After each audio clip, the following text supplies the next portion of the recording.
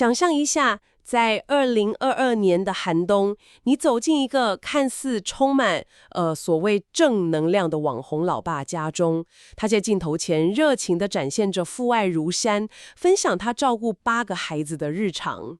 听起来就是个很励志的故事。对，表面上是这样，但就在摄影机拍不到的死角，旁边一间连门都没有、四处透风的破屋里，你却看到一个衣衫褴褛、牙齿掉光、脖子上还被拴着粗大铁链的女人。哇，她正吃着碗里已经结冻的白饭。这不是哪一部反乌托邦惊悚电影的桥段哦，这是真实发生在江苏徐州丰县，而且震惊全球的案件。真的，这起事件在当年不仅席卷了各大社群平台，甚至连《纽约时报》、BBC 这种无数的国际媒体都大篇幅报道。没错，但其实最让人心惊的，不只是犯罪本身，而是官方通报跟民间调查之间那场长达好几个月、经历无数次反转的激烈交锋。没错，这也是我们今天这场深度探讨要聊的核心。我们交叉比对了手边庞杂的资料来源，我们的目标只有一个，就是带你一起解答一个令人毛骨悚然的问题：一个现代社会到底是怎么让这种事情发生在阳光之下的？而且当舆论的沸腾退去之后，司法体系又给出了什么样的答案？不过在深入解析之前，有一点要先跟荧幕前的你说明一下。对，这个很重要，因为这起事件牵涉到极具争议的官方调查，还有非常激烈的民间质疑。我们今天的任务绝对不是预设立场或是选边站，没错，而是完全基于手边的这些来源资料，尽可能客观地为你还原各方观点，拆解背后的运作机制。我们提供脉络，至于结论嘛，就交给你自己来下。好，那我们直接切入正题，让我们把时间倒转回2021年底到2022年1月，地点是江苏徐州丰县欢口镇的董集村。那个时候，网络上出现了一个非常红的账号，对，叫做8个孩子的爸爸。这位爸爸名叫董直明。你敢相信吗？他靠着政府每个月大约3000元人民币的扶贫金，加上他自己开直播收到的网友打赏，居然累积了20多万粉丝。而且资料里有提到，甚至还有婚庆公司找他代言。这太扯了吧！一个把老婆用铁链拴在破屋里的人，居然被包装成歌颂美好婚姻、努力拼搏的超级奶爸。这确实是一种极度荒谬的现象。如果我们探究这背后的机制，其实直接暴露了基层社会治理的巨大盲点。这么说，可以说是某种默许啦。地方基层干部为了账面上的扶贫政绩和正能量宣传，选择性的对那条铁链视而不见。哇，这简直就像是地方官员试图在一个犯罪现场套上美颜滤镜，硬生生把人口拐卖的暴行包装成一部激励人心的农村网红 Vlog， 形容得很贴切。但这个滤镜在2022年1月27日被彻底砸碎了。对，当时一位抖音博主徐州一休哥，他无意间走到董志明家旁边的破屋，拍下了那段震惊世界的影片。影片里，在接近0度的低温下，那个被称为8孩母亲的女人眼神非常惊恐茫然。那条粗大的铁链不止锁在她的脖子上，我觉得也重重地砸在每一个看到影片的网友心上。没错，那段影片就像是一颗在网络上引爆的深水炸弹。地方政府原本以为，这只是一场可以用常规手段迅速平息的小公关危机，结果他们完全低估了网友的力量。对，他们低估了愤怒公众的数位搜查能力。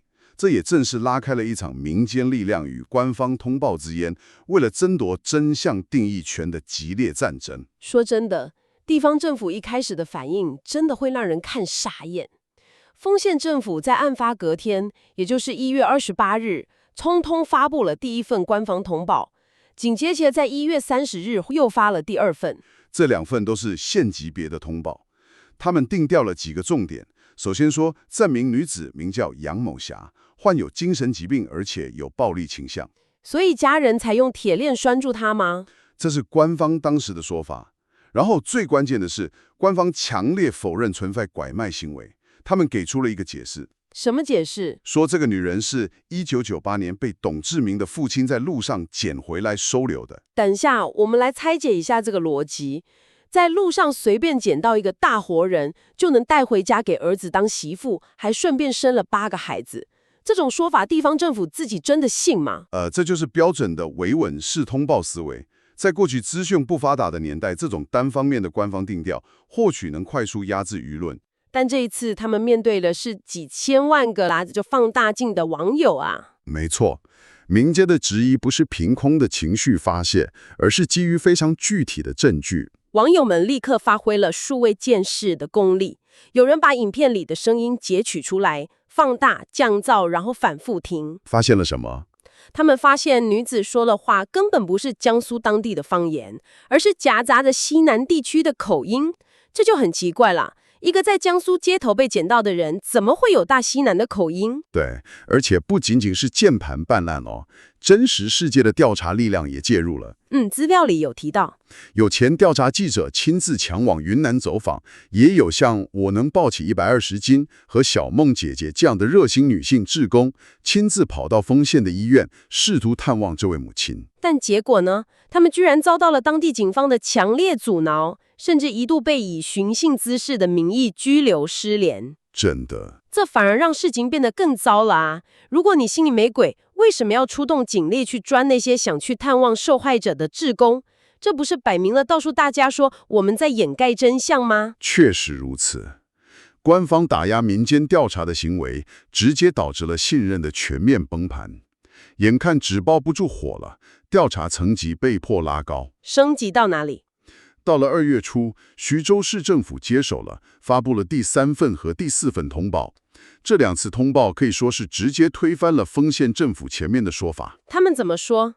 他们抛出了一个全新的身份，说这名女子其实叫小花梅，是云南人。而且官方终于改口了，承认拐卖了吗？对，承认案件中确实存在拐卖行为，并且拘留了涉案的桑某妞夫妇。哇！从捡来的精神病患变成被拐卖的云南小花梅，官方说法的反复不仅没有平息怒火，反而引爆了更大的核弹。因为就在这个时候，网络上流出了一张决定性的关键证据。没错，是董直明和一位名叫杨庆霞的结婚证照片。这张照片一出来，整个网络都炸锅了。怎么说？你看看资料里的描述，照片上的杨庆霞跟影片里被铁链拴住的女人容貌根本完全不一样啊！有人甚至用了早期的 AI 脸部修复技术去比对骨相，结论是这根本是2个人。其实容貌差异只是其中一个漏洞。如果我们仔细看时间线，破绽更多。对，时间根本对不上。结婚证上写这位女星是1969年出生，但官方后来说小花梅是1977年出生，差了快10岁。这太扯了。更荒谬的是，官方宣称董之明的父亲是1998年6月才捡到他的，结果网友去查了董之明大儿子的出生登记，结果是哪一年？居然是1977年。等一下，人都还没捡回来，儿子就先出生了，这是什么时空旅人情节？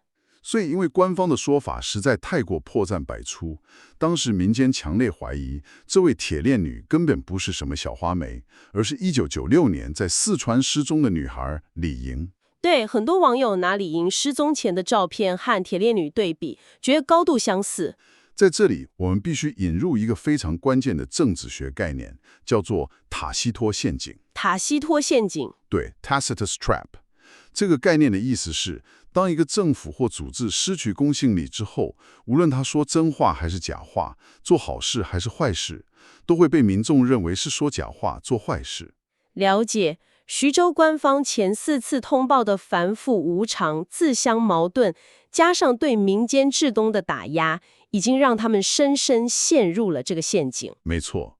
也就是说，在这个阶段，不管官方再拿出什么证据，民众在心理上已经预设了你们在撒谎。这种信任危机真的太可怕，但也完全是他们自己造成的。后来到了2022年2月23日，层级再升高。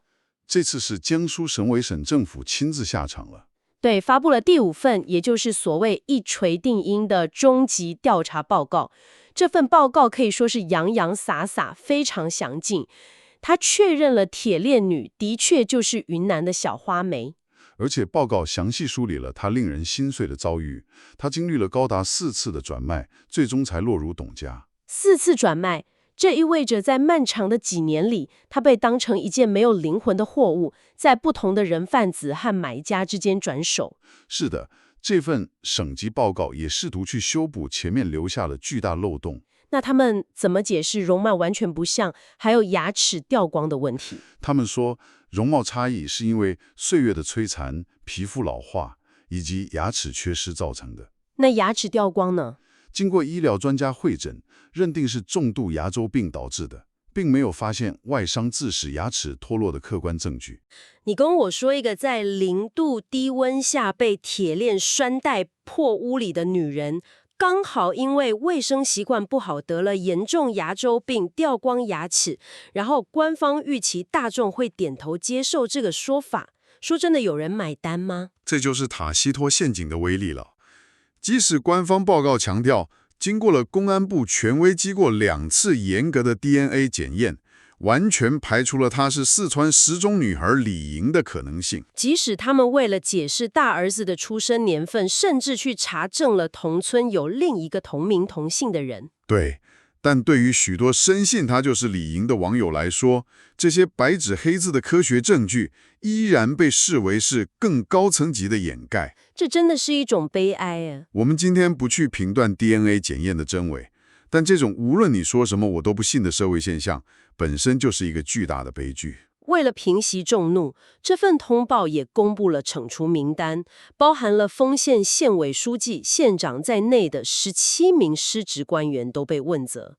看起来官方是想用这份详尽的报告为事件画上句号。接着，调查阶段暂告一段落，进入了漫长的司法程序，时间来到了隔年，也就是2023年的4月，法院终于做出一审宣判了。是的，董直明因为虐待罪和非法拘禁罪数罪并罚，被判处有期徒刑9年。其他参与拐卖的5名共犯则被判处8到13年不等。判决结果出来时，网络上又是一阵哗然。9年，你稍微想象一下这个荒谬的对比。如果你或我今天在黑市买了一只濒危的大熊猫被抓到，我们面临的最高刑罚竟然比一个买下活生生的女人，把她用铁链拴在破屋里几十年，还强迫生下8个孩子的人还要重。哇，这个对比真的很强烈。大家崩溃了。这到底是什么荒谬的法律？法律体系到底是怎么合理化这种事情的？网友的情绪完全可以理解，这听起来极度违背常理。但这里我们必须深入探讨来源资料中著名法学教授罗象老师的观点。他怎么说？他点出了一个深层且让人无奈的法律漏洞。在当时的刑法规定中，收买被拐卖妇女儿童罪的最高刑期居然只有3年。等一下，买一个人最高只判3年，这犯罪成本也太低了吧？这到底为什么会这样规定？罗象老师的分析非常犀利，我们必须回到立法的历史时空背景来看。在80、90年代的中国农村，买卖媳妇的现象极度猖獗。当时的立法者面临一个两难：如果把买方的刑罚定得跟卖方一样重，比如判个10年、20年，那么在那些几乎整个村子都有买媳妇现象的偏远地区，如果严格执法，大量的家庭会瞬间破裂，这会引发基层农村社会结构的崩溃。对，所以当时的法律在保障人权与维持基层稳定之间做出了妥协，给予了买方极低的刑罚。没错，甚至如果没有虐待行为，还可以免除处罚。这真的是一种让人毛骨悚然的妥协，牺牲无数女性的整个人生，只为了换取某些地区所谓的稳定和传宗接代。罗翔老师是不是也说，这种畸形的法律反而是拐卖屡禁不止的根源？完全正确，只要买方市场的低风险高回报依然存在，这种黑灰产业就永远不会消失。没有买卖就没有伤害。所以这起铁链女事件直接引发了全中国关于买卖同罪的激烈法律辩论，无数人呼吁必须提高对买方的刑罚。是的，这股巨大的民意甚至促使了中央政府在当年的1号文件中破天荒地特别强调要严厉打击侵害农村妇女权利的犯罪行为，还展开了全国性的户籍与人口查验专案。对，所以这不仅仅是董之明一个人的恶，它背后是一个庞大的历史共业和系统性的犯罪网络。我们的来源资料中提到了一本1989年出版的书，叫做《古老的罪恶》，里面有一个很惊人的数据。对，里面揭露了一个让人倒抽一口凉气的数据，在80到90年代，单单是被拐卖到徐州地区所属6个县的妇女就高达48000多人啊！这个数字真的非常震撼，也解答了我们最初的疑问：为什么这件事会发生？怎么说？这48000多人背后反映的是当时极端不平衡的城乡经济差异。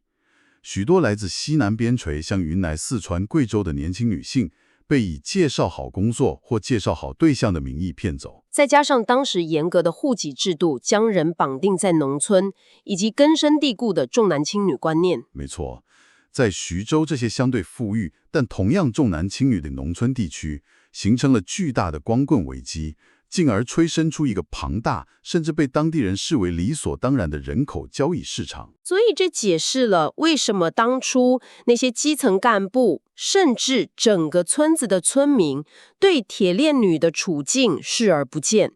因为在他们眼里，这可能根本不是犯罪，这只是老董家花了钱买来的媳妇，脾气不好，所以管教一下。在这种集体共谋的村庄结构里，受害者根本插翅难飞。没错，这正是我们今天探讨这起事件的核心价值。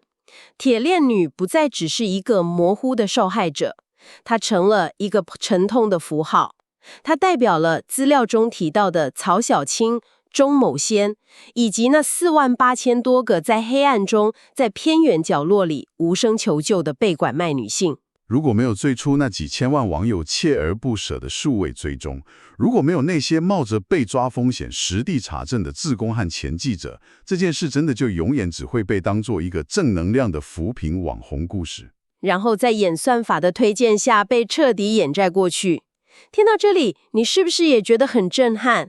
对于民间这种寻找真相的力量与最终官方给出的结果之间的落差，你有什么看法？欢迎你在底下留言跟我们分享。每一个关注，每一次讨论，都是在拒绝遗忘，因为遗忘就是对作恶者最大的宽容。不过，在我们结束今天的探讨之前，我们手边的来源资料里还有一份关于2026年现况的追踪报告。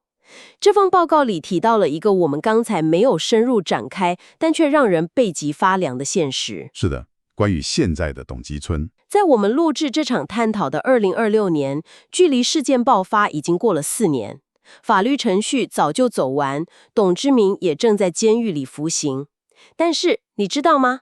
那个案发地丰县的董集村，至今依然严格监控着外人的进入。村口有哨点，陌生人只要靠近就会被盘查，甚至驱离。而那位名叫小花梅的受害者，除了2023年官方通报中提及她在医院接受精神治疗，病情稳定之外，外界就再也没有人见过她。她没有接受过任何独立媒体的采访，也没有任何属于她自己的声音流出。这就是我们前面提到了塔西佗陷阱的终极体现。当一个村庄被物理性的封锁，资讯被彻底隔绝，大众怎么可能相信这起案件已经真正结案？这正让人非常无力。当我们以为一场风暴已经平息，当一个案件在法律的档案里被正式画上句号，但在现实世界中，那个地方却依然是一座被铁皮和哨点封锁的孤岛。是啊，真相真的已经完全大白了吗？那条锁在小花梅脖子上有形的铁链虽然被剪断了，但那条无形的系统性的铁链是不是还仅仅锁在某些我们看不见的角落？这个问题就留给你去思考了哦。我们下次见。下次见。